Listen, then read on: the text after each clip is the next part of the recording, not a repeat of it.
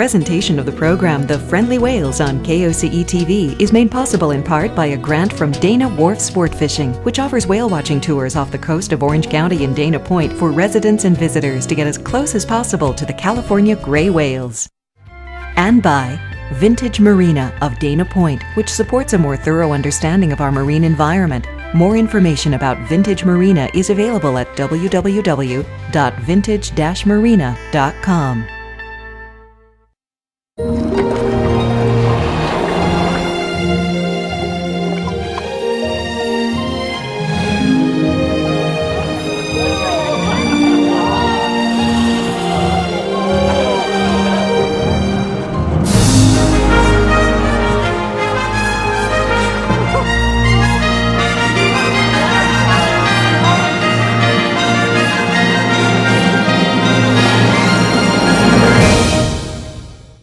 Major funding for the Friendly Whales has been provided by the City of Dana Point, California, home to the Festival of Whales in March. Dana Point celebrates the gray whale as no other city can or does, as the whale passes closer here than anywhere else in California. The Festival of the Whales is March 4th and 5th and March 11th and 12th.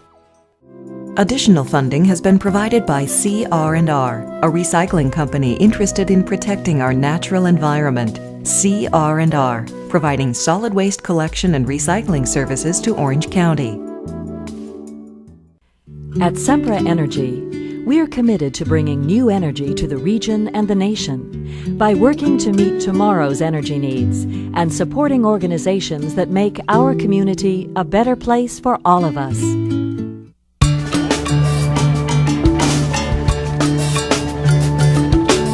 Can you believe that this is how animals that were hunted nearly to extinction treat people today?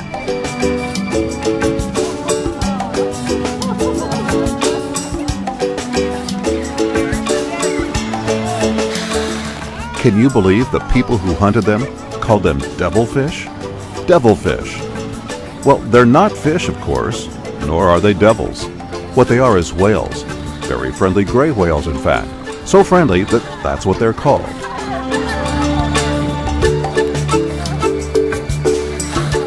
These are the friendly whales of San Ignacio Lagoon, Baja California Sur, Mexico.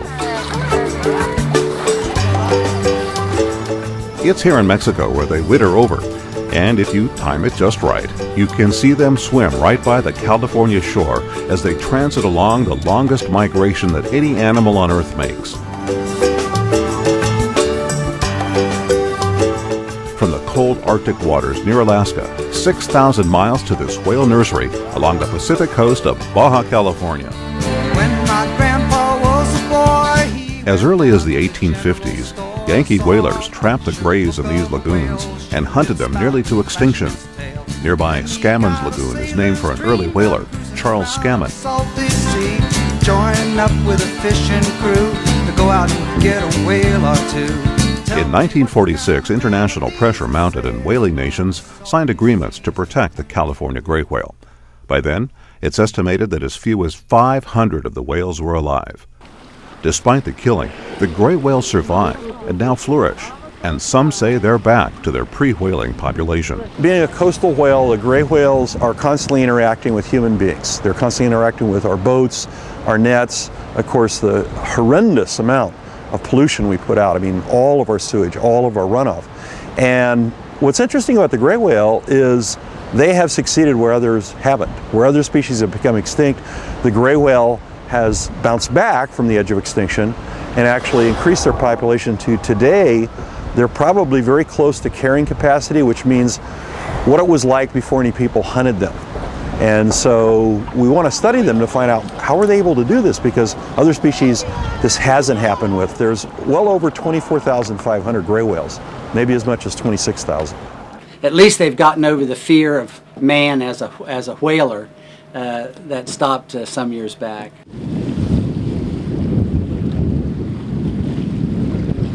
Look at that. In 1992, the government decided the gray whale had recovered enough to move from endangered to merely threatened on the endangered species list. Here, they even survived the threat posed by a multinational firm intent on building a salt plant in the lagoon, a plan that has been derailed.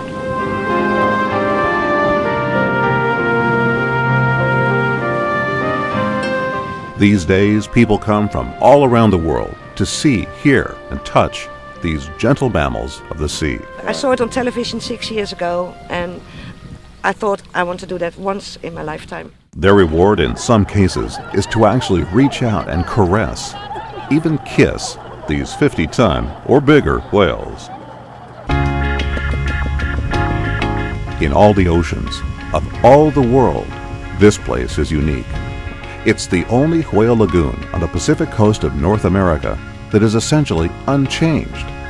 In 1976, the Mexican government declared it a gray whale sanctuary, and part of it is a huge natural area which scientists call a biosphere reserve. It's here, in San Ignacio Lagoon, that for a moment, a life force of the sea breaks loose from its bond with the water to reach out to a life force of the land. And one crosses a threshold to greet the other. The life force of the land reaches back, and this encounter is like no other. People come here leaving their own world for a moment to intersect with another, the world of the great whale.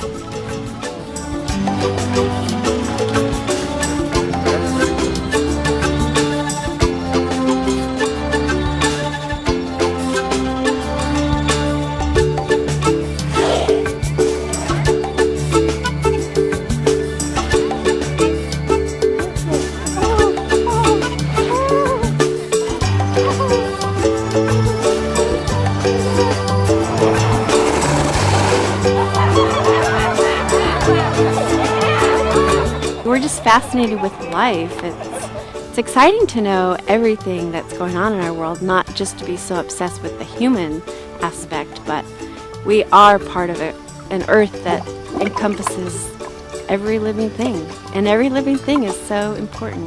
The whales really control the experience here.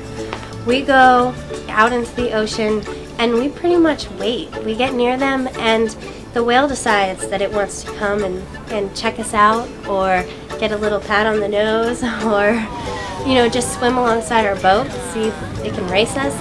The whale's controlling the experience. The whale decides.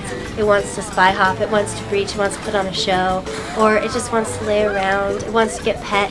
I think it's really exciting that the whale controls the experience, and generally the whale chooses to interact with us and check us out. Oh my goodness. They are just a show in themselves, and coming out of the water and showing their big beautiful heads and coming all the way out and showing their whole body, the breach.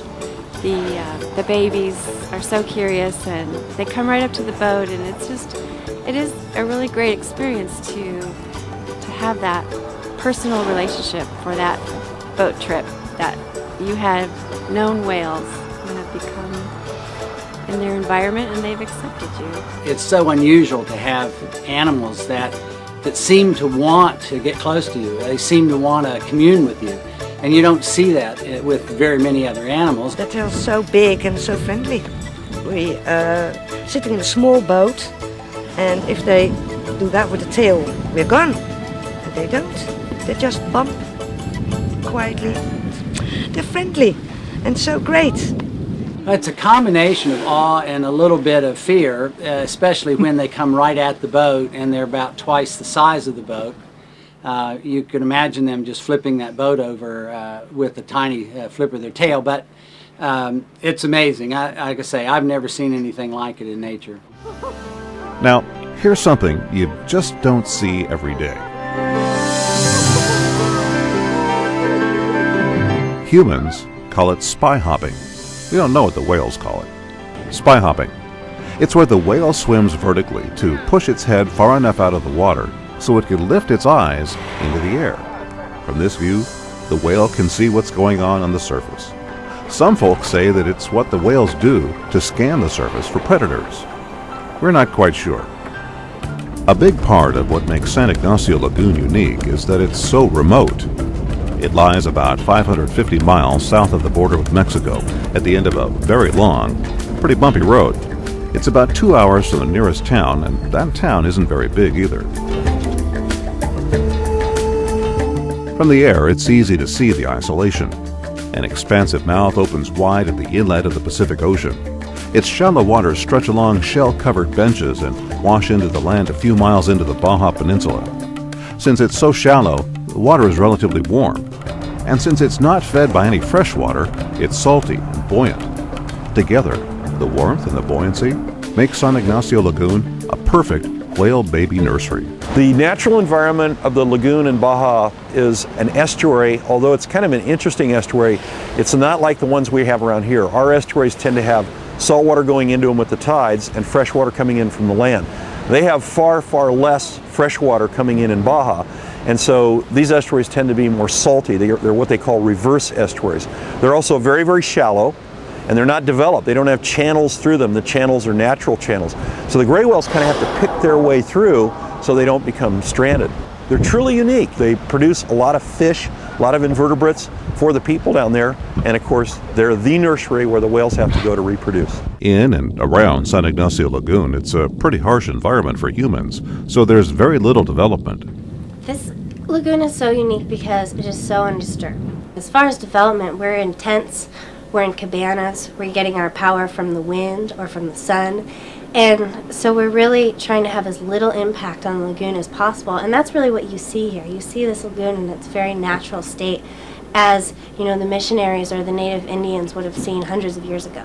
It was in this harsh environment that fishermen and their families lived, harvesting a living by fishing the lagoon and the nearby ocean. Jose Francisco Mayoral is one of them. He stands proudly at the tiller of his panga these days, motoring visitors to see his whales. You'd never know from his demeanor that he started all of this. It was he, they say, who first encountered these friendly whales back in 1972, when he hardly thought they were friendly. Fearing for his life in his fishing boat, he tried to escape them, failed, and found they just wanted to, well, rub noses with his boat, so to speak. The tale of the friendly whales of San Ignacio Lagoon was born and has spread around the globe. Francisco says, "I believe they're showing us that humans can coexist with animals. They're teaching us a lot, because at one time they were persecuted, they were attacked, and now the whales are showing us friendship and teaching us great lessons." San Ignacio was the first lagoon I ever visited when I went to Mexico. I came in by boat, and it's an extremely beautiful lagoon with a treacherous entrance. So it was exciting coming in. We made it.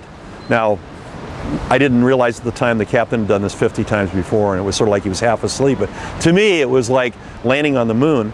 And as soon as we got in, literally in the entrance channel, we began seeing gray whales. Some of them followed us in, some of them were spy hopping, some of them were mating in front of the boat. The boat drivers here have such a sense of what is happening out there with the whales. They are not aggressive, and they wait.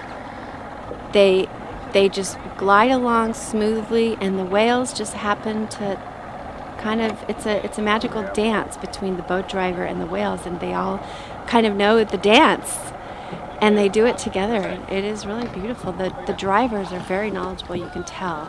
Watching whales in this way is unique to San Ignacio Lagoon, especially because once the whales swim into water controlled by the U.S. government, a whole new set of rules apply. The U.S. Marine Mammal Protection Act makes sure the whales rule the ocean, but people here still thrilled to see them. I think people like to come out on the water to see whales in their natural habitat, wild and not contained in any kind of human barrier. They're very magnificent to see. When you see one, they're huge, and they're a lot bigger than you imagine them to be. Well, I think it's important to see whales because it'd be like an experience and a memory, like to tell people when you get back home and at school. Since the whales travel in the open ocean here, they're harder to spot.